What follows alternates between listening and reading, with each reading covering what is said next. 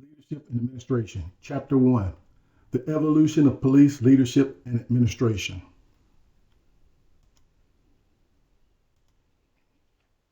Police, an organized body of individuals that represent the civil authority of a government whose principal concern is the maintenance of order and of enforcement of law. Self-explanatory, this is what we've seen throughout our whole lives and stuff. But we're going to talk a little bit more about kind of the origins of where this actually all started. So when we look at police departments, are formed by their political relationships, historical development, socioeconomic conditions, law, the community, leadership, and quality of their officers. So these things all come into play when you're talking about law enforcement, police departments. All of these things are factors in what type of police department you're talking about. Is it a good one? Is it a bad one? Is it one that's growing or whatever else? All these things are taken into consideration. Now, here's something that I bet most people didn't know. Now, these are some stats. I think they're probably about 2008 to 2010, somewhere in there. So they're not up to date, but it gives you an idea of the United States policing system. So you look, you see over 17,000 agencies, over 12,000 general purpose local law enforcement police departments, over 3,000 sheriff's offices. 49 states have police departments, which is state police. The one place where you don't have it in the U.S. is Hawaii. And you have over 700,000 sworn employees, law enforcement officers, LEOs. You'll hear that term, LEO, law enforcement officer. And almost 1,500 special police agencies. And this is something where you have, it's a little bit different animal, but these people have special, they are giving police authorities special police powers by some governing body, usually at some local level or state level. American police departments, we have several things, different types here. So let's first of all look at the urban. When you look at multi-level, large bureaucratic organizations with over 1,000 employees operating diverse socioeconomic communities consistent of high density zones of crime and human service demand. So this is going to be your major metropolitan areas. Your New York, Chicago, LA, Houston, Atlanta, even places, newer cities and stuff like Charlotte, Jacksonville, Florida. These are all major, Louisville, Kentucky, Cincinnati. These are all places, Indianapolis, where you have these urban type of law enforcement agencies that are large. And the bigger the city, the larger the force will be, the more multi-level it will be. Suburban. This is a medium-sized department, less than 1,000 sworn employees, increasing service demand, stronger resource base, and limited task specialization. So this is one of the places that might be outside of the city of Chicago and some of the suburbs, outside of the city of Atlanta, outside of the city of LA. And this is where you have people who have built up communities out there. And a lot of times people are college educated, white collar, but they still have crime and stuff. So, but they'll have these police departments that they'll come up. Limited task specializations because they're not large enough to have a lot of different to give example, multi-type of different units and stuff. What they will do is partner up with a larger city urban police department if they need to do so from time to time. County police and full service sheriff's office, complex service demand and organizational development. So this what you will find in different states, they have different laws and stuff. You'll find some states where the sheriff's office, they only operate the jails and serve warrants and stuff like that, subpoenas for courts, for civil stuff. And then some places you'll find them where they actually enforce the law. And then some places you have the county police that would do it. So it's just depending upon really what state you're in. Small community with less than 25 sworn full officers, close community relationship. When you see the small type of places, these are usually places that employ people from their community. So it's usually somebody who's from the community, it lives in the community or used to live in the community, and now they're doing law enforcement there. So they know everybody and everybody knows them. And that's one of the things that they use to the advantage to work. Sometimes it works to the disadvantage as well, because somebody does know someone, they may allow them to get away with something that they wouldn't let someone else do. So it has its pluses, pros and cons. State highway. So you're looking at state police and highway patrol, and they have statewide jurisdiction. And you'll see that in a lot of the states. And too, like I said, Hawaii is the one that doesn't have the state police. The highway patrol does patrol. They have statewide jurisdiction. And a lot of times they will do things in conjunction with local law enforcement. Let's say that you have drug trafficking or something where they're using the interstates to run up down the interstates. Well, the interstates is highway patrol's jurisdiction. But by token of them also selling drugs and getting involved in violent crimes in the cities and stuff, local law enforcement, state or federal, may be involved. So this is when you will find them working with other agencies based upon the type of investigation. Special function, limited authority, and mission. So every now and then you'll run across people who have special functions and limited authority and mission as something specific to deal with a specific type of unique problem to a specific area. Functional responsibilities. So when you think about this, and keep in mind too, we're talking about these because right now what we're doing is we're getting the background for the things that we're going to talk about in some other later chapters. So we need to understand the basics of how things work. So when you look at functional responsibilities, you're really talking about crime control. That's what they do. Order maintenance, keeping order, provision of service consistent of complex multiple objectives. So whatever it is may be unique to a specific area. So those objectives and things that will be important to law enforcement to enforce. Because, I'll give you an example, you could have something that's transpired in one city and it's not happening in the city next door, or one state and it's not happening to another state. So you look at police administrative challenge, and there are a lot of challenges when it comes to this. So to create police learning organizations that are adaptable and proactively responsive to changing public safety needs and community relationships, because things are constantly changing. Policing that was done 5 years ago in an area may be totally obsolete 5 years later because of the nature and scope of things that change. Population could have changed. Ethnicities could have changed. Age of the people who primarily living there could have changed. You could have had a major highway that was ran through an area causing high crime that they didn't have 5 years ago. You could have a major apartment complex or something that was built, and now you have a lot of criminals who harbor in it, creating crime. So things are constantly changing. So they have to be able to adapt and be proactive in their endeavors. Learning organizations enhance their effectiveness by adapting to the needs of their environment by continually monitoring and assessing the environmental demands and operational methods. So not only when you say we're constantly adapting, but you have to understand what's needed. So you're responding to the appropriate. I mean, give you an example. If law enforcement thinks that a certain group of people or a certain type of crime is happening, but it's actually not, well, now you're policing something, maybe the wrong group of people, or you're policing for the wrong type of crime. You got to kind of know what's going on so that you can be spot on. Strategic management, the art and science of formulating and implementing strategies to accomplish organizational goals and objectives. So we're talking about on the macro level, on the big scale of things. This is what strategic management it is. This course, we're talking about leading and leaders and how leaders think. This is what the leaders do. This is that large scale stuff that they're to do overall. Now, if you come down on the micro, you're looking at lower below that, you're looking at strategic police management.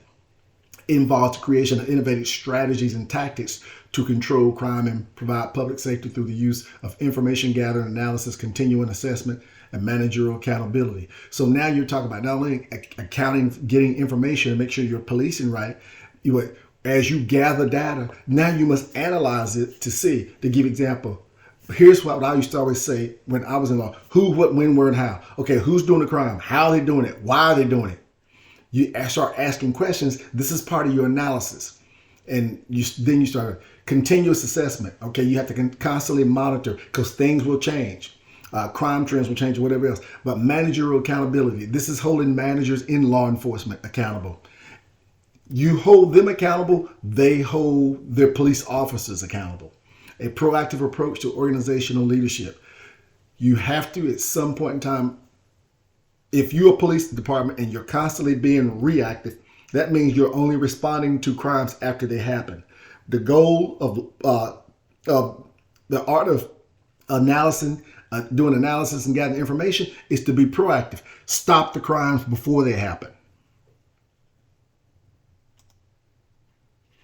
So if we think about in modern day policing, where a lot of this came from. Now, the first policing that's documented actually started in the 1500s, I think, in France. So this is definitely nothing new. But when we think about the modern day type of policing, there was London in 1829 is really where a lot of people say the origin of it started. The mission was to prevention of crime and the maintenance of order, strategy, visible, preventive, patrol, the beat system. The beat system means this. They actually put law enforcement police officers in communities walking the beat, walking through the communities. And not only did they have them walking, they wanted them to walk past on their beat certain types of certain places about every 10 to 15 minutes. So what that provided was a police presence. And if you have a police presence, it is a deterrent to crime. And they found out that was working. But this is the first evidence of anybody ever doing something like that. And the value system based on Peel's principles involving respect and support of people being police. So one of the things that was crucial too, this London policing model, they wanted to ensure that they policed the people, but they had the respect of the people. It was not a policing type of organization that was tied to a man or to a political party, whatever else, or to a government agency. It was tied to the law. Authority from the national and local government. So here you look at the authority they got the authority from the national and local government, but it was the law that they was actually saying we're enforcing the law, and that's who we are, do our jobs based on that, not what some man or some political person tells us. Structure, a bureaucratic system. So what they did do is they actually had two commissioners. First of all, it wasn't one person, it was two. One of them had a strong law background. The other one had a strong military background. And when they designed and set their police department up, they used the military style structure to do it based upon rank and file, with promotions and accountability through the managerial layers, just like you see in American military and most militaries around the world. Strong executive administrative leadership. So that's what these two people provided, these two commissioners. They provided, basically what they said is this organization cannot thrive and be good and strong if we don't start off with the right type of people to run it. Promotion based on merit, not based on favoritism, nepotism, or cronyism. Officers drawn from people being police, constitutionally officer with institutional authority. So when you look at the people, again, they try to get people from the community to police the community. One of the things when you do that, this is the one thing you can avoid, us and them type thing. But those people are doing this to us. When it's one of their own that's doing it, a lot of times you can get past over those things, or those things don't come up because, you know, like, hey, I'm one of you. So I'm not sent here from somewhere else, somebody you don't know, and here to do things to you. I'm one of you. But what we are going to do is enforce the law. And that's for me and you and everybody else. And so this London system that was designed in 1829 was designed by Sir Robert Peel. And he had a couple of things. It was his brainchild. He had a couple of other things that he thought was important. Define the core police mission. Defines relationship with the citizens, defines operational standards, defines use of force standards, defines a standard for evaluating effectiveness. All these things he brought into play. He said, these are our core, basically our values. These are the core to how we're going to be successful. So it's not going to be, you know, people just doing what they wanted to do. No, it's going to be based upon a mission, the mission that everybody has. Our relationship with the citizens. I told you it was going to be a situation where they wanted police the citizens, but they wanted the respect of the citizens as well. And operational standards, how we do things. Everybody does things the same way. When they started this, I think they started out with probably about 3,000 police officers. Now, they also wanted to ensure that they selected the right type of people, the right temperament, the right type of character to be police officers, because one of the things that they felt like if you put the wrong type of person in a police officer's uniform and give him authority, he will abuse it because it's in his character and his nature. So they tried not to hire people like that. Use of force standards. Okay, basically, if you're going to arrest somebody, what is appropriate use of force depending upon what they do? In other words, if somebody says a bad word on the street, you can't go and hit them in the head with a club and lock them up and arrest them and drag them in for that. It's a use of force. It has to be appropriate. Defines the standard of evaluating effectiveness. The standard of effectiveness that they established was this. We are not going to define it by how busy our officers out there and how many folks they lock it up and everything else. What we're going to do is we're going to evaluate our effectiveness by the crime. Is it going down? And if it is going down and other crime is being deterred, we are effective. So early policing in America. So when you look at professional policing involved from the responsibility of the 17th and 18th century colonial sheriff, volunteer posse, slave patrols, constables, civilian night watch to an organized 24-hour governmental function. So it was pretty, look at back in the day, we kind of had a lot of different things going on. 19th century industrialization, let me digress. So when we go back and talk those early days, you see all these different versions of stuff that was the predecessors for modern day law enforcement. These different things you see, even to include slave patrols and constables and civilian night watch. So in the 19th century, industrialization came and immigration and socioeconomic conditions changed. And guess what? The America started growing. And then you had all these people coming in from all these different parts of the world. So you had, and when they came, most of them migrated a lot of times to major metropolitan areas. Well, guess what? When that happens and you start mixing all these different people from all these different places, you got overcrowding, crime got bad. And one of the things that when the U.S. cities start looking at to say, hey, wait a minute, what can we do to try to get on top of this? New York was a major metropolitan city, the largest city.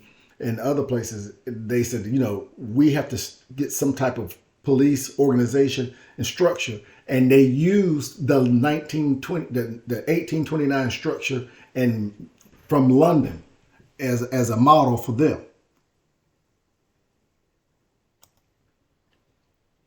So professional policing areas in America. So you look at organizational development of professional policing in the United States, the product of the issues, thinking, values, beliefs, and 3 specific eras. So we're going to talk about these more. Now, political era. When you look at this, controlled by local political leader, mission, order, maintenance, and crime control, strategy, beat system, people walking on the streets, structure, quasi-military organization, wide array of services for politicians and civilian citizens, rule of law subject to local interpretation, corruption, efficiency, discrimination law, and law enforcement. So when you say political, so when you had situations where the law enforcement police was tied to a political person, here's the problem, or political party, here's the problem you run into. It was potential for corruption. And I give you an example. If I was running for office and the police was endeared to me, well, I may have them investigate my opponent and try to lock him up or lock members of his family up, or people who don't support me, or people who I feel like might be against me. And they are going to do it because they are beholden to me, not the law. So the political era had a lot of issues. The reform era. Okay, as a result of that followed the political era, the reformers' idea was a politically neutral police organization that was centrally administered and controlled by professionally trained managers. Police removed from local political control. So you had to get the police out of the politics. And they did. They set up a system where you had tenure for police chiefs. Okay, a career track for the police chiefs. And then they set up a career track for the police officers, civil service reform, merit systems. Departments organized as as national legal bureaucratic system. Boston Police, 1906, 1918. Strong administrator with a tenure using the power of the office to create changes to successfully control the department. So basically, you had to get some people in there who became career people, who were not tied to politics, who were actually there as a career, making a living, abiding by it, whose loyalty was to the law. And Boston was one of the examples where Stephen O'Meara was actually the police chief and administrator, and he did a good job because he got rid of the corruption and he set those standards in place.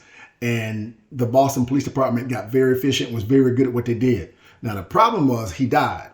He died in 1918. When he died in 1918, someone else came in after him and kind of undid everything he did. And then they started having a lot of issues. Reform era outcomes. So here's come we look at it. We look at administered through bureaucratic control structure that relied on motorized prevention patrol, rapid response to calls for service, and reactive criminal investigation as crime control tactics. Crime fighting became primary police tactic. Departments measured their effectiveness in crime reports, arrests, and clearance data.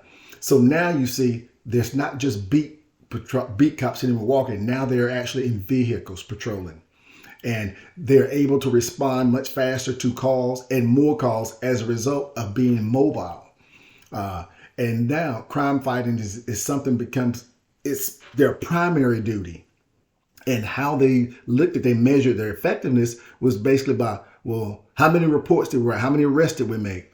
And, how many crimes how many clearance data is, how many crimes that were committed and we apprehended the individual that did it. That's what they refer to as clearance data. So that's how they were actually measuring their outcomes. Community problem solving police paradigm, 1980s to today. So things have changed totally, the paradigm. You look at it now, and so policing and law enforcement has evolved. So now you look at community safety and stabilization. It's like, so how are local law enforcement making a community safe, and how are they stabilizing the crime and keeping things safe? The old saying is the little old ladies can walk out in front of their house on the sidewalk and not get mugged. Philosophy, customer service focus. The customers are the people who live there. Concentrate on how do we keep them safe, police them with respect, and keep them safe, and keep crime under control. Strategy, decentralized problem solving community. So what you're looking at now is the strategy but the first line of defense is local law enforcement. It's not the state government. It's not state law enforcement. It's not the federal government. It is going to be decentralized. And you have these guys who will be the first line of defense and dealing with community engagement. And a lot of times they will deal with people in community, like community leaders. They will have meetings with them, pastors, community leaders, people who are business owners, to keep their eye and ears close to the ground to see what's going on, but also have working relationships with them. So these people will tell them when things are going wrong, what they need to do. Service tactics, decentralized line officer base, new organizational orthodox of policing, redefines functional operations, relationships to the community. So when you look at the decentralized line officer base, bottom line is this: even with the new policing, is how do we still decentralize things? Even give you example, even within the police department. Okay, so now it may not necessarily be the police department that's reducing the crime. It might be a unit within the police department that's actually doing something that could be reducing crime. That's what we're talking about as far as decentralization. Now, this is very fascinating, and it is true. I've seen it. I've heard about it before, but then I've seen it firsthand too. So basically, broken window is this: instead of focusing only on serious crime, police should consider issues of disorder, fear, and crime within communities. These incidents breed citizen fear, create apathy, insecurity, community abandonment, and more crime. So the broken windows theory is this: if you have a community and you've got abandoned buildings with broken windows in it, and you got graffiti all over this stuff, it actually, crime increases as a result. Nobody cares. Nobody cares. Nobody cares about the community. Nobody's watching it. So If it stays that way, you continue to have crime. What research has shown is if you go in and clean the buildings up, fix the windows, get the graffiti off, and clean the trash off the lots and plant grass, crime will go down. Now people feel better about their community, and they don't want somebody coming there tearing it up and doing crazy things or whatever else. So if they see those kind of things, guess what they'll do? They will tell the police. So it's a very interesting theory, and it is true. Characteristics of top suburban police departments. So one of the things you look at, excellent police leadership, proactive problem identification, trying to prevent the problems before they happen. And basically, usually that's identifying who's doing them. For every crime that you have, there's somebody or somebody's behind it. As I used to always say, you don't have to lock up everybody. You have to lock up the right bodies. And if you get the ones who are actually causing the crime, then crime does go down. But it's also a way to prevent stuff too. Quick response calls for service. So local law enforcement, hey, if a crime happens and they can get there in 5 minutes versus 35 minutes, it makes a difference. Innovative technology. Also responding quickly to service calls. There have been instances when law enforcement has responded because they're in the community already and they're on the beat, they're in patrol cars. Sometimes they responded to a crime and they got there so quick the criminal couldn't get away. And they could catch him running away from the scene. And sometimes there was even an instance where one individual, he was always able to get away from the police. And they could never figure out because they were getting there really quick. And they couldn't figure out why is it we can't catch him. When they finally did catch him and they asked him, how is it you were able to elude us for so long? The criminal told him, y'all got there too quick sometimes, so I couldn't get away. So what I did is I climbed trees and I went high up in the trees. And what I found is police officers don't look up. That's how criminals think and how they try to avoid stuff. And he was right. It took him a long time to catch him because that's what he was doing. Innovative technology, based crime control programs. So when you're using technology to say, okay, bottom line, like for instance, okay, we've got ShotSpotter. There's a thing called ShotSpotter. It detects when shots are fired, but where they're fired at and when they are fired. That's technology. So now you know that you've got shootings happening on this side of town. And so now you know the police start actively policing over in that area because you've got folks over there that's shooting guns. Now, if they're shooting guns, there's probably other things they're doing with guns too, probably robbing folks and things along those lines. Career-oriented, dedicated officers. You got to have career-oriented, dedicated officers, people who want to do this for a career. They're professionals. Bottom line is they will operate at a high level. One of the reasons why they don't want to lose their job. They don't lose the benefits. They don't want to lose a career. Intolerance of brutality and corruption. You can't have police beating up on the civilians. You can't have police. As a matter of fact, you can't have police beating up on anybody unnecessarily. What you do is, I'll take that back. You don't have police beating up on anybody at all. What you do have police doing things to try to apprehend folks. And sometimes that is having to fight some people because they don't want to go to jail. And you can't allow corruption. If you've got police officers out there who's taking money from drug dealers or robbing prostitutes and things along those lines, you have to, not only do you have to fire them, but you have to prosecute them. Creative problem solving. Figure out ways, working with law enforcement partners, how to solve problems. And it's amazing how creative people can be sometimes. And I'll give you an example. I can recall one time that one criminal was actually, he was very elusive, but they knew the places where he was going, but they could never catch him at the right place. So what we did is, let's say he was going to 5 different places. So what we did is we went to 4 of the different places and we stayed there around the clock, 24 hours, had rotating shifts coming around those 4 places, all so we can drive him to the 5th place. And that's exactly what he did. He went to the 5th place thinking law enforcement didn't know about that. We knew about it, and that's where we wanted him to go. So we made the other 4 locations hot so he would go there and then apprehended him. Creative problem solving.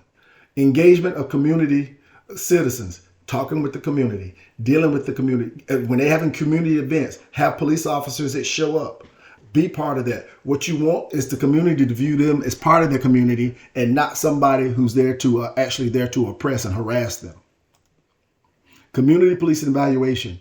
So when you look at this and you're evaluating, you're trying to see if this thing is working in incomplete organizational process change. Never become a complete organizational strategy. Managerial support lacking. Police cultural values not supported. Developed as a subunit activity. Community support lacking in high crime areas. Reform era, 3 R's. Crime tactics still dominated. Community police officers lack power to influence change. Emphasis of working closer with the community has emerged as a dominant tenet of the 21st century policing. So when you look at these other things I talked about initially, these, when they're not working, you've got a problem. Your program is not working. So with the emphasis change now, working closer with community for local law enforcement, it is a dominant tenet for the 21st century policing. What you want the police to become part of the community, not to be oppressing the community or be seen as overseers or whatever else. Emergence of new police strategies. CompStat. CompStat was something that was designed by the New York Police Department in 1994. And what it was designed to do, it was intelligence-led policing, and we'll talk about that in a minute. But what it did is they had weekly meetings where management would come in and talk about the things in the area that was going on. So hot spots policing. What are the hot spots? Focus on deterrence. How do we put basically, if you got hot spots, we got fires. How do we put those fires out? Intelligence-led, evidence-based. So when you tell me in your area that you have a lot of purse snatching happening at the malls, okay, then why do you have most of your police officers working high school football games? No, you want to shift your focus and have more police officers now working at the malls to catch the purse snatchers who are actually harassing and hurt some little old ladies. Predictive policing. Once you get to the point where you start gathering the stats and you look at them, you can almost predict some crime trends before they happen. You can see, hey, here's what we know. When we see this happen here, this right here will follow it at some point. So what we have to do is stop this from happening so the other doesn't happen. Data-driven strategy problem-solving tactics. So when you're using the data to solve strategic problems and tactics, kind of like what I explained to you earlier about the individual that we knew he was staying in 5 different locations. That was data that gave us, told us where he was staying. A strategic problem came up, okay, with tactics was what we did to drive him to that one location because he thought it was safe. Strategic police management. Art and science of developing, implementing, and evaluating cross-functional strategies to accomplish organizational goals and objectives. Creates an open system police organization that is engaged with and understands the community and its problems. So you're using, this is intelligent policing. You're using this stuff to determine how you police and also what you are doing with the community. But everything is centered at the community level, particularly in the large metropolitan areas. Elements of strategic policing management. Information-based, intelligence used to anticipate, identify, and prevent crime trends. Operational strategies to respond to the crime, public safety issues. Managerial accountability, continuous evaluation. So you see there's a lot of moving parts here. When we talk about police leadership and leading and making decisions and stuff, these are the things you have to take in consideration. And the information-based. Information starts the process. Once you get the information, now you look at it and you have to analyze it and you have to look at it and let the data tell you what's going on. Not your hunch and not what you believe and not what you think. Let the data tell you what type of crime is going on and where is it happening.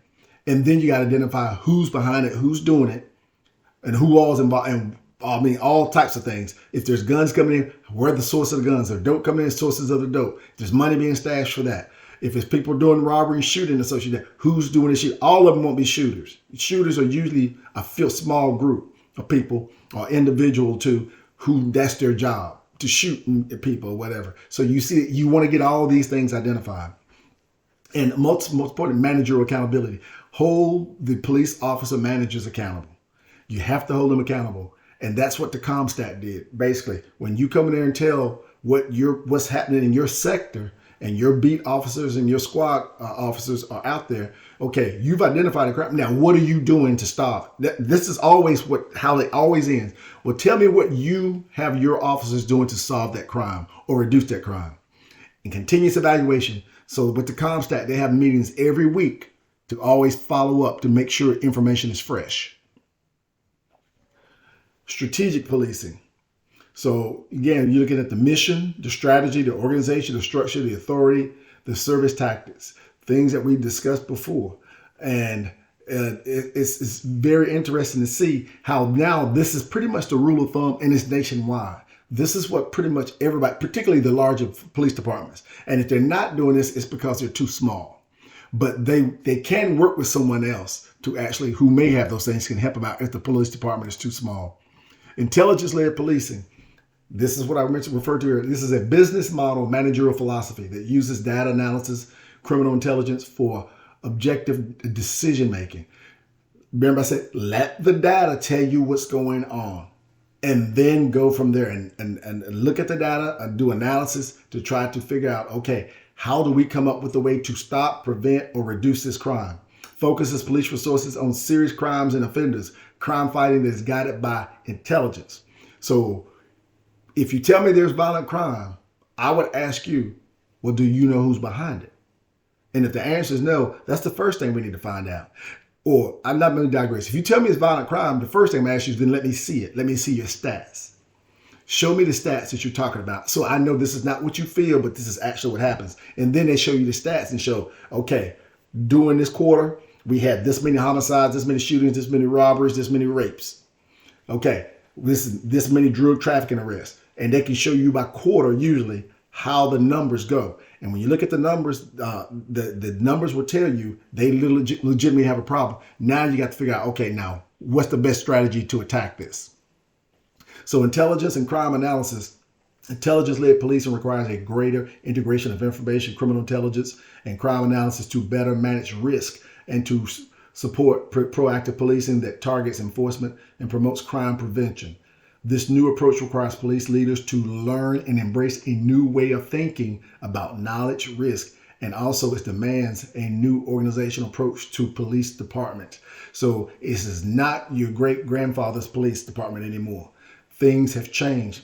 And now intelligence-led policing is the way that most organizations are going, because it's exactly that. It's intelligent.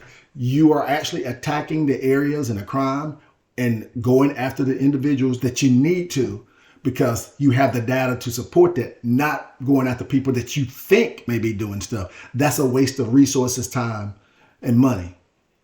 And that concludes chapter 1.